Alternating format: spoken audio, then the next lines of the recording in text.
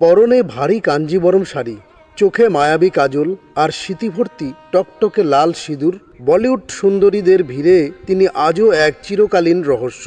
তিনি রেখা। বি টাউনের উমরাও জান তার সৌন্দর্য দিয়ে যেমন কোটি কোটি মানুষের মন জয় করেছেন, তেমনি তার ব্যক্তিগত জীবন নিয়ে বিতর্কের শেষ নেই। বিশেষ করে গত ৩৬ বছর ধরে তার স্মৃতিতে শোভা পাওয়া ওই সিঁদুর আজও বলিউডের সবথেকে বড় অমীমাংসিত রহস্য।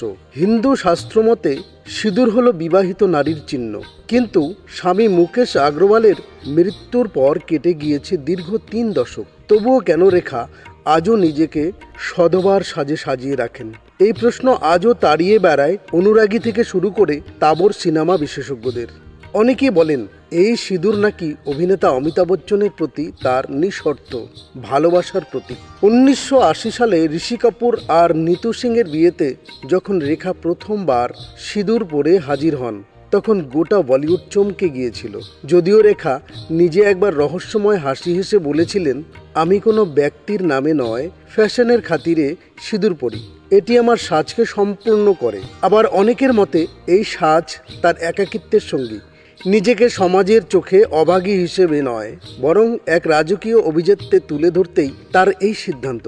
এর মাঝে আবার তার ছায়াসঙ্গী ফারজানাকে নিয়েও দানা বেঁধেছে নানা গুঞ্জন। কারণ যাই হোক না কেন, রেখার এই সিঁদুর রহস্য আজও অম্লিন। তিনি কার নামে এই সিঁদুর পরেন, তা কি আদৌ কোনোদিন প্রকাশ্যে আসবে, নাকি এই ধোঁয়াশা নিয়েই চিরকাল আলাদা হয়ে থাকবেন রহস্যময়ী রেখা? সিনেপ্রেমীদের কাছে তিনি আজও এক খোলা বই, যার শেষ পাতাটা পড়ার অপেক্ষা যেন ফুরোবার নয়। বন্ধু, ভিডিওটি ভালো লাগলে অবশ্যই একটি লাইক ও সাবস্ক্রাইব করতে ভুলবেন না। দেখা হবে পরের ভিডিওতে। ধন্যবাদ।